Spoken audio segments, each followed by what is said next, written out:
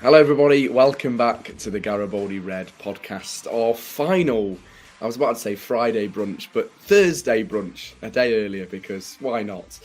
With Forest playing their final game of the season against Burnley on Sunday. Forest pretty much safe, although I don't want to say those words. Yeah, I'm sure people will understand why. I just wanted to say as well before we started, thanks for all the positive feedback recently on the podcast and the great comments towards the end of this season, which is mad and how quick this season has almost finished. And it just goes by quick when you talk about Forest most weeks. But we'll be here throughout the summer. And we've got to talk about the last game of the season. Joining me, nice to see him back, glowing Dave Asprey. Dave, how are you, mate? How are you feeling? More of a sense of relief, probably, given that Forest will be playing Premier League football next season, hopefully, given a no 30 goal swing. The only thing I would say, yes, Max, I'm in good nick. I am relieved. I'm in a far better mental place than I was 3 weeks ago when I came on after the Everton game, where I was like sore of countenance and a right misery. And I've probably annoyed all the viewers. So I'd like to apologise for my really gloomy outlook at the time. Now, yeah, I am relieved. The only thing I would say is there's two things I would say, Max, two little caveats to that sense of relief. One is that Nuno is treating Sunday as a big game and he wants to win it. He's taking nothing for granted at all. I love the fact after the game last week where, Nuno's like, he was kind of, just putting a little bit of calm on things. And the other thing is, I've still got it in my head from that night we played Stoke City in an empty stadium, lost 4-1, and Swansea won at Reading, and there was a big goal swing that night. But, at the time, Max, that was seen as an extreme situation, that kind of goal swing. And this one, a 12-goal swing, it's unlikely. So, yeah, a sense of relief. And just glad to kind of have got to that point where we can not totally relax, but relax, more than we might have imagined that we would do a few weeks ago. So yeah, it's been a tough season. Yeah, it's been a really, really tough. I wouldn't, it doesn't go down with any great sort of, there's no glory attached to it. It's been a bit of a struggle, but here we are, and we're just about safe. And yeah, that's a better place than where we might have been, mate. Yes, definitely. What are you going to do with your Thursdays and your Fridays, Dave, and your Saturdays now the season's over? There'll be no Friday brunch and there'll be no Forest. We might have to get a live. No, I'll be in the gym plenty. Yeah. I'll be trying to sell mum and dad's house, which is an ongoing saga at the moment. Seeing more of my family, because sometimes, they're like Forest widows and gym widows. So I'm doing all this kind of stuff. There are books to read. There are TV shows to be watching. I'm sort of, the Responder is on at the moment, and what else I'm watching lots of old Doctor Who's and things like that. So I always find things to do, Max. I've got this sort of, as you probably know, and as the viewers have seen in the past, I've got a really restless mind that goes. I'm one of these people that I really struggle to sleep because I'm kind of constantly thinking about the next thing. So yeah, I'll be fine. But obviously, looking forward to next season off the back of this one.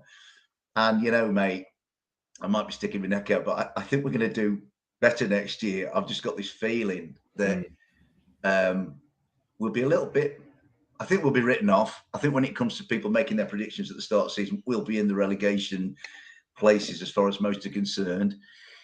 But then Wolverhampton Wanderers were that team at the start of this season, and look what they've done. And I've just got a funny feeling that Forest are going to be much better next season. Hopefully, the football will do the talking next season. That's what I'd like from us. But I think there's the kernel of a good little side there. We've got some good lads in our squad, and I just got this. I've been telling people this week. I think Forest will be all right next year. I think Forest might surprise a few people next year. I don't think the expectation will be as great. I think we stayed up last year with a little bit more to spare than we have this year, and then people thought, right, well, we're going to be kicking on. I think people might think it's a bit tougher this time, but no, I'm quite positive about the future, mate, to be honest. I'll probably get clipped up like this time next year, mate. But no, there's lots to like about our squad. Yeah, but at the same time, mate, I think there's lots work that needs to be done. You know, we need to sort out set pieces. We need to sort out chucking leads away and things like that. You know, there are lots of the flaws in Forest on the field are pretty blatant, I think, and it's up to Nuno or the club to address those, and that's what needs to be done, mate. I think. Yeah, I think the summer will be another busy one. I can't imagine it being a quiet one. I think Forest will go on a mad spending spree. I mean, they can't. They have to be very careful with PSR and they'll be a bit careful there. But I think there's got to be kind of serious off the pitch stuff done this summer, which is expected in any football club. To be fair, let's look ahead to Burnley. Dave, you said Nuno treating it as a game that Forest want to win, and it isn't over mathematically yet. So it is a game that would be nice to finish on. Of course, 3 points or at least a decent performance. Burnley already relegated, nothing to play for. Forest obviously pretty much safe, but it's still got the kind of the feeling of a game where you think, Dave, that Forest should be targeting on Saturday to win, given that the fans will be in a good mood. I imagine it will be a party atmosphere. There's many fans that are going as fancy dress as referees. Blind referees, I believe, Max. Yeah, I'm still. The old man gave the game away, mate. I thought it was hilarious, mate. 3 blind refs instead of 3 blind mice. For reference, my dad has bought us fancy dress to go to Burnley on Sunday as referees, but blind refs. So yeah, I'll decide whether I'm going to wear it on the day. That's all. All called Ashley. They're all going to be called Ashley Young, aren't they, mate? So Dave, do you think this game, is a game that Forest should be targeting to win, even though Burnley have nothing to play for? And it would just be nice to end the season on a high, surely. Yeah, it would, mate. I mean, it's kind of I can't help thinking back to Crystal Palace at the end of last season, which was just the most unadulterated party there's ever been. It was like total relaxation. I mean, this is similar, but not quite, because there is still this prospect of some incredibly bizarre happening taking us down. But no, I think it's difficult to know. I think from what I can gather from Nuno said, Forest we want to win this game. They're treating it not as a dead rubber. To all intents and purposes, it is a dead rubber.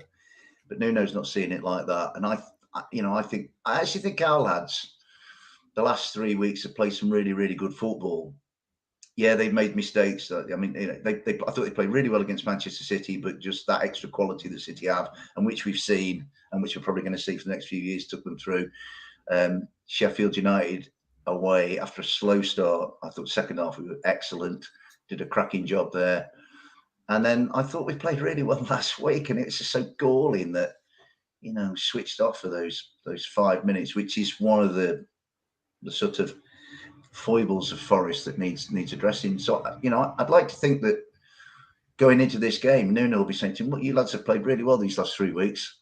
Let's finish with a win and leave a good taste, a nice aroma from the end of this season going into the next one." You know what I mean? So I don't, Nuno's not going to be treating it as a dead rubber at all. And I think that's great. That's professional, and that's integrity there for you. I think that's good. And I was glad to hear what he said after the game last week. Burnley, I don't know.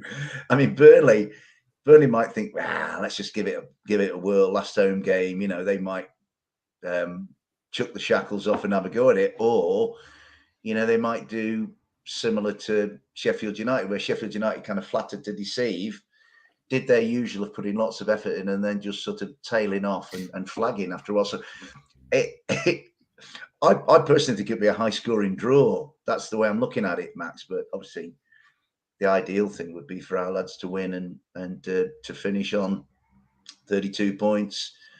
I mean, obviously, I keep thinking about the 4-point deduction. If that had not gone off, then we'd have had no worries whatsoever. But hey ho, that's happened. Can't do anything about it now. So I think it'd be a really open game. I mean, Burnley, they've come up and tried to play expansive football. I think Vincent's wanted to impress a style upon Burnley that then goes into the Premier League. But obviously, it's fallen short. They've gone down. I've always felt with Burnley that the intentions were incredibly honourable, but that they didn't wake up and smell the reality. I mean, we tried last year the way that we played in the Championship to try and translate it to the Premier League, and it clearly didn't work. And I remember losing at Leicester 4-0 was a watershed, after which Steve Cooper decided, you know what, I want to play this open, expansive style, but it's leaving us too open. We have to do something that may be against our intention and against our nature. And Steve Cooper adjusted, and it was enough to keep us up. Yeah, it was low block and all that. People weren't very happy with it, but it kept us up. Now, I think Burnley, I almost think Vincent Kompany has like refused to bend, and he's sort of cut his nose off to spite his face. And there they are, they're relegated. And, they have played some nice football. They've gone to places. I mean, winning at Fulham was a really good win for them. They played really well at Manchester United. They've kind of shown glimpses of what they're capable of, but they're relegated. So, I think Vincent Kompany has to carry the can. But they'll think that they owe Turf Moor, at least a little bit of a consolation at the weekend by beating us. So I think both teams are going to go into it not treating it as a sort of an exhibition end of season game. I think they both want to, for their own personal reasons, will want to get the game won. So I think it'll be open. I think they'll both go for it. I really do, Max. Yeah, I suppose it's a bit of an interesting one with Burnley because everybody tipped, particular the mainstream media tipped Burnley to finish kind of mid-table. Vincent Kompany to push on him to get this City job in a few years and all that. And it's kind of and I think what's also interesting is that because the bottom three will most likely go down as it is. They were the three that got promoted, and it will be interesting whether Luton and Burnley stick with Rob Edwards and Vincent Kompany rather than make a change. Obviously, Sheffield United have already made a change. Chris Wilder, whether they'll keep him. But it has been an interesting Premier League season. Lots of records broken, almost for the wrong reasons. And also, Dave, you look at the top of the table at the minute, and it's going to go down pretty much to the final day. But Arsenal have been close to City for a change. It's been a bit of an odd season when you think about it. Two teams with point deductions. That's probably never happened in Premier League history. No. It's just been a bit. It's just been a bit of a mental season, not just for Forest, but for other clubs too. And to be honest, Max, I think we could almost say that at the end of every season. Over a sort of a 9-10 month period of life and time and what have you, odd things, bizarre things happen. We'll probably say it at the end of next season, when Forest are champions and Manchester City have been relegated. You know what I mean? So it's football. Cloughy, the great one, always said, always expect the unexpected in football. We seem to get it every day. I mean, going back to the three having come up, being the three to go down, I always felt Sheffield United were out of their depth. I mean, when you start before a season selling Sander Berge and Iliman and Jai, clearly your two best players, you're sort of hamstringing yourself before you've even started. So, they were on a slippery slope to start with. Burnley, I thought Burnley, based on their body of work in the Championship last year, where they kind of strolled through a division of stuff as that. I mean, it was to their great credit. I actually thought that Burnley would stay up, but they haven't. Luton, I always thought Luton had the easiest job of any team in the league because nobody expected anything of them, no expectation. Everybody thought that they would lose every single game. It made Rob Edwards' life easier because he'd just go and say, well, nobody thinks you'll win this game. They were expected to do anything. They were completely written off because they're Luton Town and it's just regarded as a small club. But I always thought that would give them a help. I do think had Luton stayed up, then Luton would find it incredibly difficult next year. It would be, that kind of fairy tale element that they've had this year. And if you like, which we had last year, which I think we utilised quite well, and Luton have tried to utilise it, that second season syndrome would have killed Luton completely. I would have had Luton bottom of the table next year had they stayed up at the end of this year. I mean, it looks likely they're not going to. But I think Burnley will stick with Vincent Kompany. It seems that their American owners have got this long-term plan in place. And if I was a Luton Town fan, and I know some really lovely Luton Town fans, been privileged to meet some good Luton Town fans and actually enjoy going to the Kenny. It's a proper little English football ground. No way are they getting rid of Rob Edwards. I actually think that Rob Edwards has been such a credit to the game, a credit to Luton Town, a credit to football. The way he's dealt with Tom Lockyer collapsing at Wembley after the playoff, Tom collapsing again at Bournemouth. You know, the way he's kept his team going, what he's done to help Ross Barkley come back to being the player we always kind of hoped he would be. Rob Edwards to me is, he's like the Steve Cooper of Luton, if you like. So Rob will be staying. Whether the three of them that have gone down come back, I don't know, because I think that league is going to be bonkers next year because, you know, Pompey have come up. They're a big club. That lot down the road have come up as well. They're going to be wanting to make their mark on it. You know, so it's going to be difficult. It's going to be difficult. It's a hard league, the Championship. As we know, we went through it 2 years ago, didn't we? And it was a grind, but we got there in the end. And that's why I think it is a fantastic achievement to get out of that league, because it's just so, it's a cliche, but it becomes a cliche because there's a grain of truth in it. It is relentless. It's sort of basically Saturday, Tuesday, and you have to be fit, you have to be focused, and you have to not let it grind you down, you know. So I don't see changes, you know, too many changes at Burnley, Luton. It's almost like they kind of had it in the back of their minds, you know what I mean? Yeah. But with us, mate, I don't know.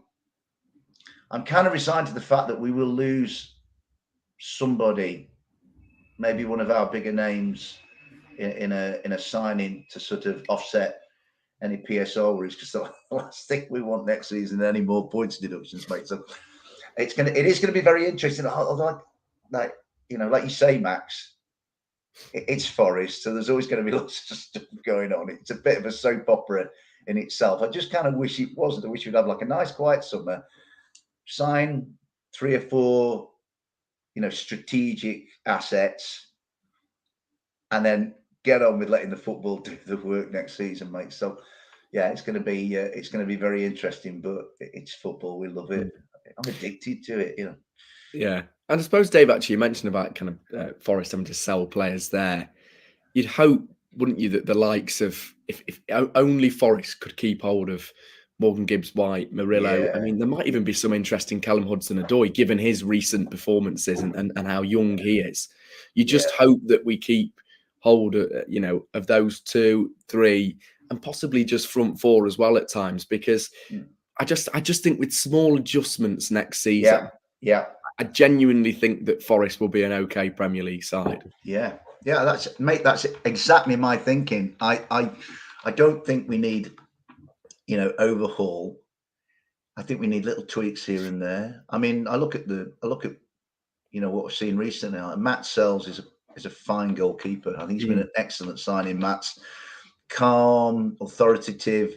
I just go with Selzy. I was going to go back to the thought that once Selzy came in, all those goalkeeping conversations that the Forest community were having just stopped immediately. This guy's made incredible saves. He's got a bit about him. He's got an air of calm. I think, you know, I'd hate to lose Morgan. I think Morgan, you know, Morgan has days where he tries too much and it doesn't come off, but you know, he sees himself as having this important role, and he loves the responsibility. He's a great lad, Morgan. Not to lose Morgan. Murillo, I mean, what a lad he is. I'm not being funny. The best pass any footballer in the Premier League has made this season was last Saturday tea time, where he hit the ball wide out to Montiel. And he hardly looked. It's the best pass I've seen. You know, you can have your De Bruynes and your Fodens and your Odegaards and all these other people spraying passes around. But that was the best ball anybody's played all season. In fact, the second best pass was the one he played to Morgan at Crystal Palace when he hit it however many yards for Morgan to try to volley just past the post. So the kid's a fantastic footballer. He's got some rough edges that need knocking off. You know, he's only 21, so his mind wanders a bit in defending, but he's a hell of a talent. He's a right raw prospect. I tell you, I absolutely adore. I think Ola Aina has been a fantastic signing. You know, I mean, you know, we talked about Murillo. Murillo's had his iconic moments, but so's Ola. I mean, to skin Kyle Walker, who's one of the best fullbacks the world's seen for the last few years against Manchester City, you know, and he costs nothing. And he can play right, he can play left. He's a fabulous asset, Ola Aina. Played in an AFCON final. And he's tremendous. I think he's really, really good. Callum Hudson-Odoi, I've got nothing but admiration for. I mean, he came as damaged goods, if you like. A guy who his career looked like he lost his way. I mean, a few years ago, I think Bayern Munich were offering 70 million to Chelsea for which is unbelievable. It is unbelievable. And then the context of that is we get him for 3 million. I remember seeing his first game for Forest, which was in the EFL Trophy, on a lovely balmy night in Harrogate, where the food in the ground was fantastic. I tell you, if you've never been to Harrogate Town, get there. It's a cracking little place to watch football. I remember the bus pulled up outside Harrogate's ground, right, which is kind of hidden behind some trees. It's a lovely place to go, especially on a night. It wouldn't be so good in the middle of winter, but where we were, I think it was September or something. And I remember all the Forest kids, most of the lot who just won the Nottinghamshire Senior Cup, and fair play to them for that, got off the bus, and you think, well, which senior players? Felipe got off, and he had this glowing aura about him, where everybody just could, it's the most beautiful human being I've ever seen. And then just after him, Callum got off the bus, and there was a bunch of us hanging around, and I remember saying, good to see you here, Callum. Enjoy your football, mate. We'll be right behind you. And he was going, and he went, oh, I'll do my best for you. And I just think he's been fantastic. He's for 3 million. If you think Ola Aina cost peanuts, if anything, and Callum cost, I think it was 3 million or whatever. We've had stick as a club for some of our transfer dealings, and quite rightly, it's not always gone to plan. But in Ola Aina and Callum Hudson-Odoi, we've picked up gems for bargain basement shopping that's been absolutely brilliant. Yeah. And Callum Hudson-Odoi has become just. He's undroppable at the moment, the way he plays. He's got a great attitude. I love him when he gets the ball and he faces his fullback and he wants to take it. Everybody in the world knows what he's going to do.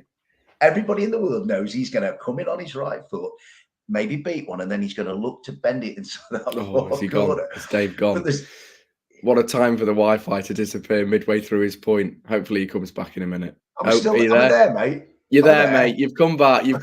Technical difficulty. You were just talking about Callum Hudson-Odoi cutting in on his right. I'm loving Callum Hudson-Odoi. I tell you what it is. There's a bus just pulled up outside, mate, and I think the vibrations have like jiggered the Wi-Fi, mate. But no, Callum Hudson-Odoi, I think it's been absolutely wonderful. Anthony Elanga, not to the same extent, but Anthony's done good things. Just needs to be a bit more consistent, a little bit more end product. Yatesy gives the lot every week. With Yatesy, the sound of the ball leaving his boot at Sheffield United to go in the back of their net. Oh, mate, that boom, and the thing is with Yatesy, every time I go to a match, I'm thinking, well, what river am I going to get in? What's the nearest river to here? So a fabulous lad. And idea, like I say, most of what we need is there. It just needs boosting a little bit. It just needs coalescing a little bit. I'd love us to have Taiwo fit for an entire season. That would be great. Him and Woody. I mean, let's talk about Woody. This time last year, everybody thought Woody was a busted flush, myself included. We all thought that Chris had kind of gone over the hill and he wasn't ever going to get back. He scored a dozen goals. Yeah, he's missed a few these last few weeks, but he's still getting into the position. I'd rather him get in the position to miss them than not be there at all. And I think Chris Wood's been fantastic. A leader, good human being, I think a guy in the squad that the lads look to. So there's lots to like about us. There's lots to be positive about. Good guys. Nico Williams, another one who's had a really, really good season. I mean, it's kind of weird that we're like clearly the fourth worst team in the league, right? And let's be honest, we're a long way adrift of the next team, which I think is Everton or whoever, who are 16th. So there's a bit of a gap. And you could quite easily say Forest have been lucky because you've been in a Premier League which has had possibly three of the worst teams it's ever seen in there. So it's everything's qualified. But I think there's a lot to like about us. And I think there's the makings of something that's not going to tear the roof off, but could be more fun to watch next season, just with a little bit of, I think we need somebody in midfield who's going to pull all the strings. Somebody's ideally somebody McGinn-esque to go down midfield would be really, really good, I think. And I think maybe another centre half. Although you know what, Willy Bolly.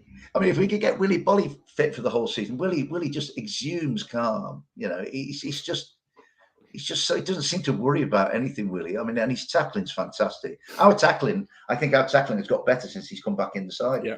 So, you know, we keep our big Willie. I think we'll be all right, you know, the next season. Oh, I had to get that one in, didn't I? Sorry. So again, you know, like Dominguez, I tell you what, we're talking about Woody, Max, right? And what Woody's done this season has been fantastic, or better than we imagined it would be.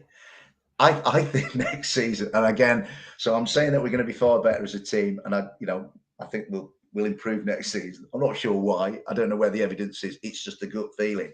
I've also got a gut feeling that Ibrahim Sangare will become a key man for us next year.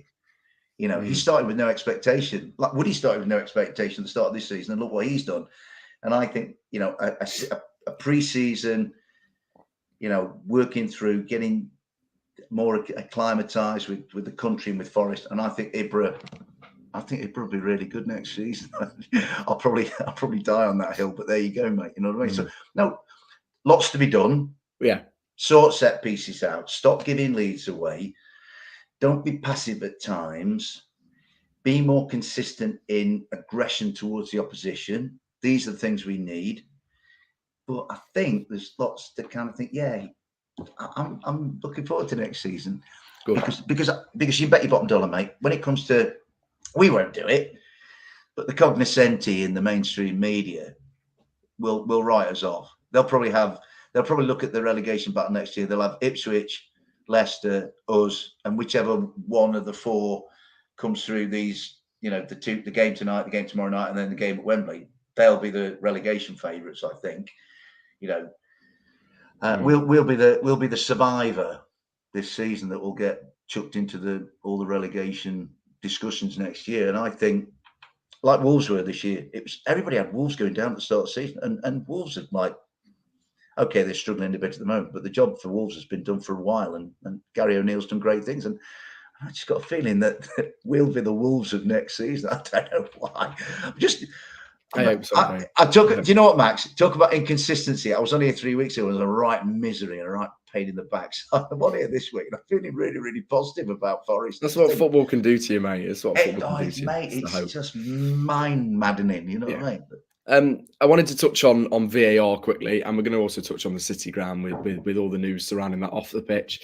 Yeah, never a dull moment. But wanted to touch on VAR. Reported yesterday that the Premier League clubs will vote on whether they're going to scrap it. They need 14 out of 20. That's the motion to basically pass it. I looked at an article that was released actually. I think it was joint from the Telegraph Sport yesterday, and that showed the teams that were worse off from VAR, and they basically calculated it on kind of a points basis. Forest would have had 4 more points if it wasn't for VAR this season. They calculated that. But there is obviously instances where VAR's favoured Forest, not much, but it will have some way. I can't think of one off the top of my head. No. Symmetry, innit, mate? 4 points off. You know what I mean? Yeah, either way. Would you keep VAR next season, Dave? Are you a fan of it in general? And in terms of how Forest have been affected from poor refereeing decisions this season, if you were working at the football club, would you be looking at scrapping it simply and voting to go against it? Yeah, get rid of it. Yeah. It's caused more trouble than it's worth. If we get rid of it, there'll be trouble. It's such a difficult one, but do you think it's more the people, Dave? Do you think it's more the people in control of VAR? I often feel like VAR can be used well. It just needs to be improved, and the referees simply using it need to be improved. I think that's a really good point, Max, to be honest. I saw, you know, I'm on a WhatsApp group with some lads from another podcast that do, you know, lads from all the clubs around the country.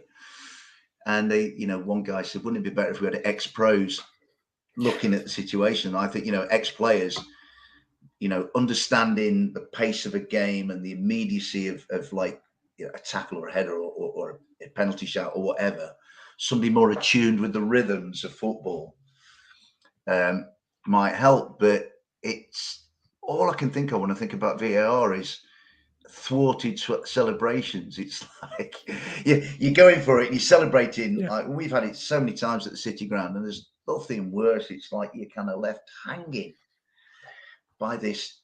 Is it going to be given? Is it going to be taken away? You cannot give full vent to your emotions, Max. And for supporters in football, emotion is a crucial aspect of the whole experience. And it's and we're having like games that I mean like 30 minutes added on because of all this faffing with what these guys are looking at. And I appreciate the need for correct decisions. I also think that there has to come a point in life where people have to realize that a good decision isn't necessarily one that goes their way. Nobody's got a divine right to have every decision to go their way. So there has to be some kind of balanced thinking about, what, yeah, that was a penalty against us, or what, yeah, we didn't get that penalty, or whatever. I think there has to be some kind of.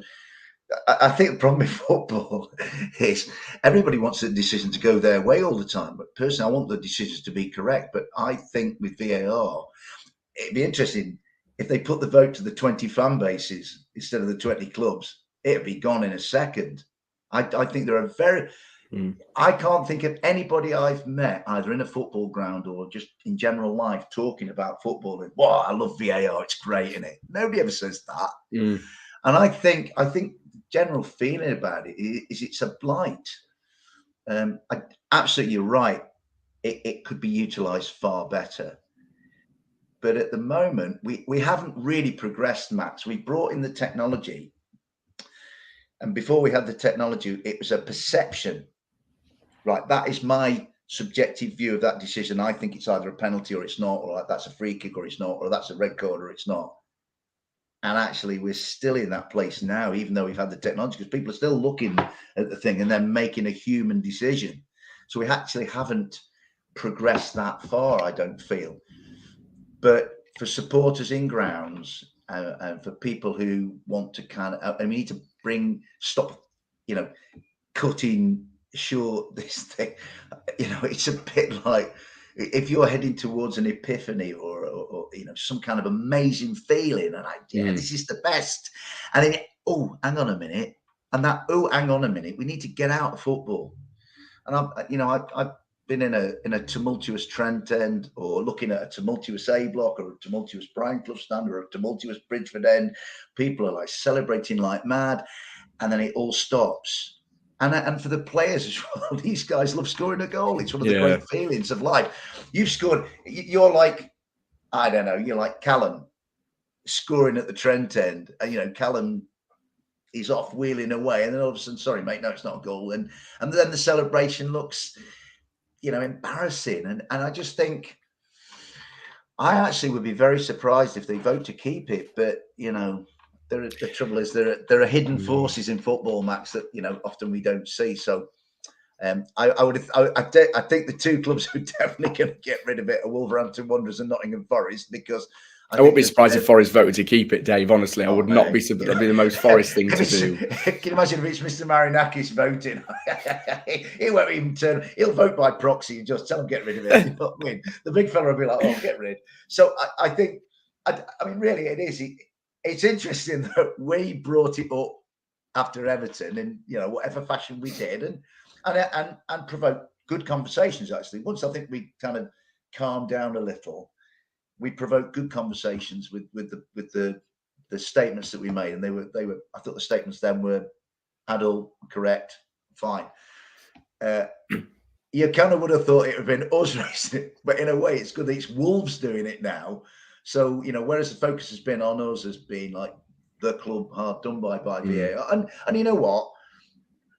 Personally, I'm a bloke think accept decisions if they go against you. So what? But the Willy Bolly sending off against Bournemouth, right?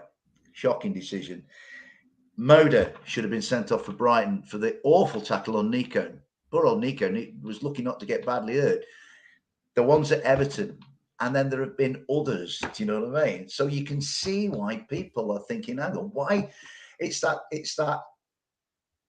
Was it Balotelli had the T-shirt on under his shirt where he said, who is me? And there's a feeling like all the Forest fans are absolutely entitled to think somebody's got it in for us somewhere. You know, I mean, I'm kind of not one of them, but I can understand it. Yeah, you can. But this week, it's not us, it's Wolves. And so, if you like, West Midlands to East Midlands, you know, it's almost like, you almost think, Wolves have run Forest and said, what do you think? And Forest said, well, we've stuck our head above the parapet.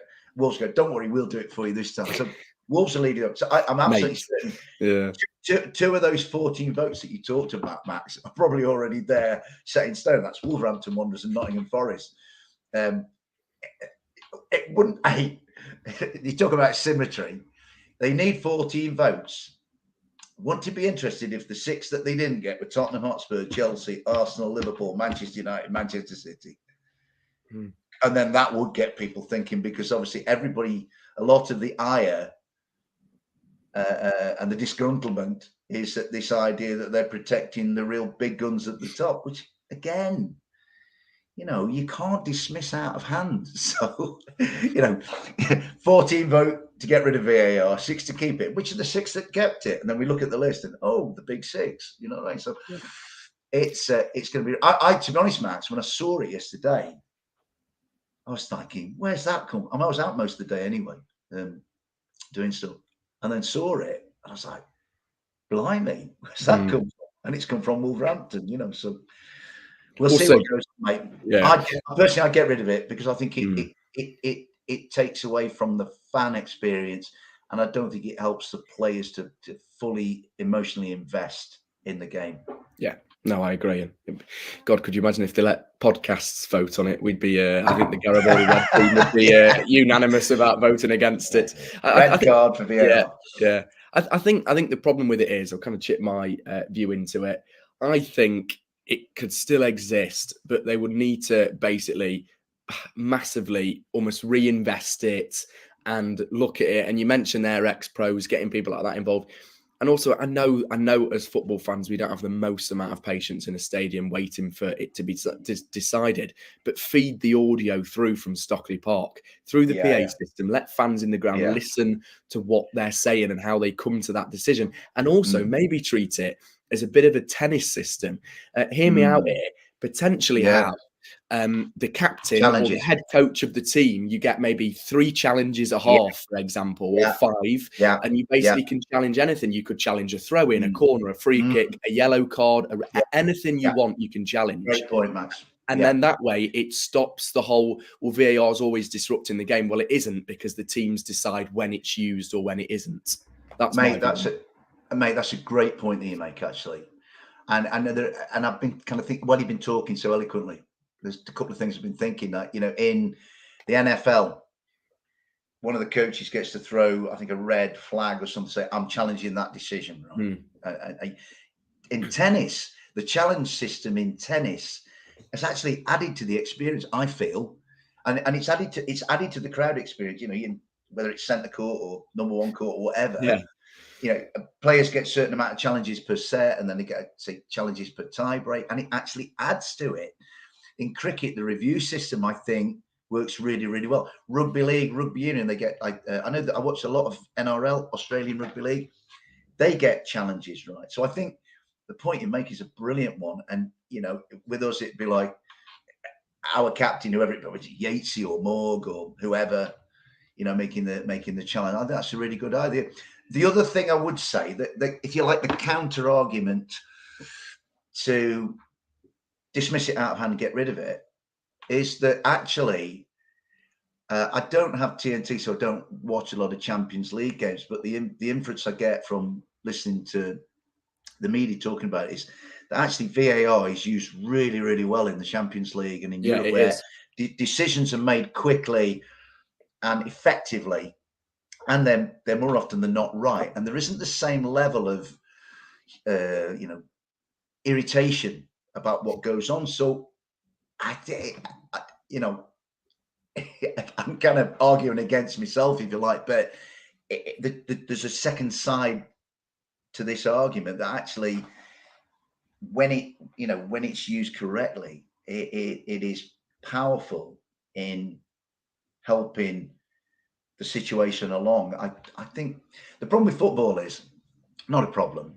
the great thing about football that sets it apart, if you like, from many of the other sports that we've talked about and we talk about is most of those are games of distinct phases and set pieces and stages in the game. So in rugby, you've got a scrum, and then you've got like a line out. In the NFL, you've got the line of scrimmage. In cricket, you've got an over or whatever.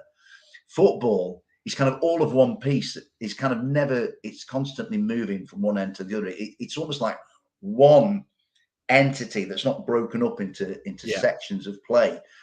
And I think that's why with football, personally, my view is that with football, that's why it's been so much more difficult to bring it in, because the game flows and it's almost like by the time you've considered a decision, the game's moved on, and so by its very nature, you're always going to have to bring it back and sort of, reverse time. And I think that's the real problem. I think it's the real conundrum. We could talk about it for hours. I think you can do podcasts. We could, mate. For literally forever on VAR. It's safe to say that Stuart Atwell won't be on our podcast in the summer. Sorry, I had to say that. Let's all that well and good. Yes.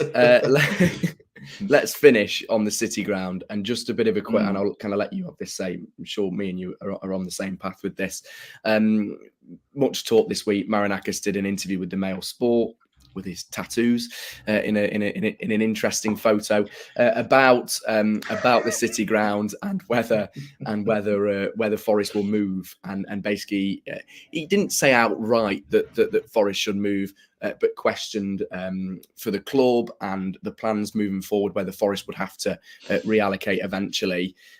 Obviously, the council have been in hot water with it. They're saying one thing, the ownership is saying the other thing. It's quite political with the whole thing. We're going to do more on it next week. We're hoping to get a few special guests on to talk about stadium plans and things. But Dave, just as a fan, as someone that's followed the club for so long, as someone that's been at the City ground as a season ticket holder for so long, follows the club week in, week out, I'm assuming that you want everything done to be, for Forest to stay at the City ground. It's as simple as that for you. Absolutely, Max. Again, mate, we talked between the two of us at length about emotion, and maybe I'm an old romantic. I don't know. Often heart leads head with me, which is why I've always ended up in a few dodgy positions here and there, mate. You know what I mean? Scenarios rather than positions, mate. Let's get that clear. I just could not countenance leaving that incredible location at all. It's just the most brilliant place to watch football in the universe. There are some great football grounds, football stadiums in the world, right? But there isn't one like the City ground. It's unique. My heart beats faster every time I see it, whether it's like walking down the banks of the river or going around the back of the Brian Clough to get on a coach to go to an away game at 7 o'clock in the morning or whatever. It's our home. It's where our heart resides. If we're going to move, I said to somebody, if we're going to move, can we take the river with us? Right. Because the river, gives it this mystical, sacred feel to it. It's just the most, I've heard some guys talking this week, some terrific Forest fans talk beautifully and who I admire when I listen to them, talking about the walk over Trent Bridge, and you see it on the left, and you think, and I think for any away supporter, they wouldn't want, for a lot of away supporters. So next year, there'll be young Ipswich Town fans, for example, who've never been to the City ground and will be wow when they see it, because it's unlike any other ground in the world. It's got its own character, its own sort of aura about it. And they'll walk across and say, "Oh, Dad, that's the City ground there. Look, you know what I mean? Or Mum, that's the City ground, or whatever." And little young Ipswich Town fans will think, "Wow, and they'll be able to say to it, I went to the City ground. I saw it. I walked over Trent Bridge and I saw it." And it's like, it's home. I mean, my first experience of the City ground was when I was a young lad.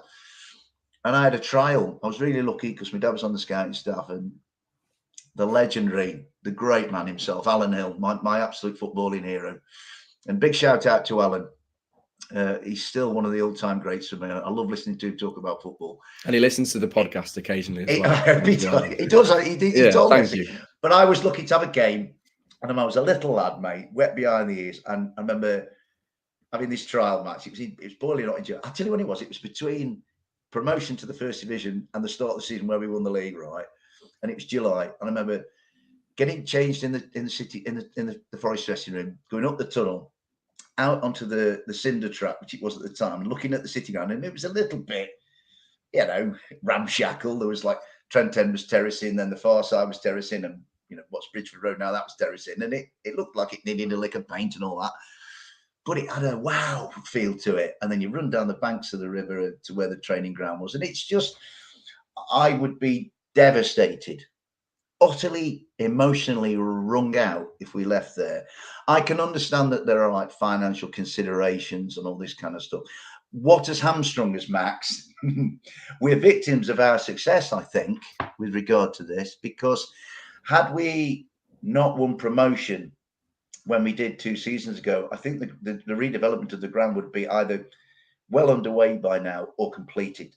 I think if we were still a championship side, we'd say, hey ho, we play the games with 3 sides of the ground and we get on with it.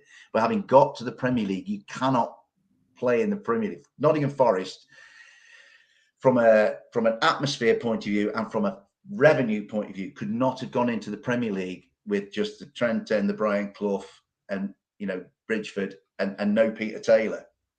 Right, we couldn't have done it. So I think promotion is kind of where we were stymied a little bit, because you think, the plans came out, what they were going to do to sort of make it was going to be 38,000, whatever. It looked great. They were going to help the boat clubs. There's all these other ideas that were going to make it. I thought when I first saw the plans, Max, the graphic realization of what was going to be done, I was like, wow, this is going to be fantastic. What an amazing stadium it's going to be. It's already an incredible stadium. Actually the way it is, it's in many ways, it's our greatest weapon, because the atmosphere that can be generated inside that cauldron has done wonders for us. Last season it was amazing. It's been a little bit more tempered this year, but then it's risen again to a crescendo. I thought, the atmosphere last Saturday was fantastic. So I don't want to give it a total, Max. I hope I'm speaking for most of the sports. It's in the very name. It's Nottingham Forest. It needs to be inside the city limits, right? If you like, you could say Notts County. They can move to anywhere in the county because they are Notts of the county. We're Nottingham. We need to be in the middle of Nottingham. Whatever is said about Nottingham Forest, Max, and forgive me if I'm getting on my high horse now.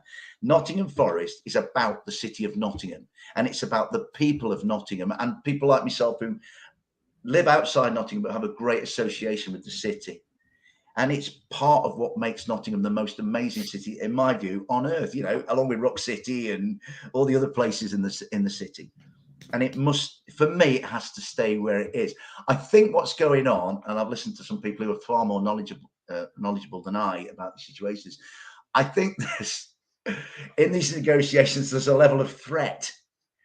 If this doesn't happen, we're going off to Toten, or if you don't do this, then, all this business. So it doesn't interest me. That's minutiae that I'm not really bothered about.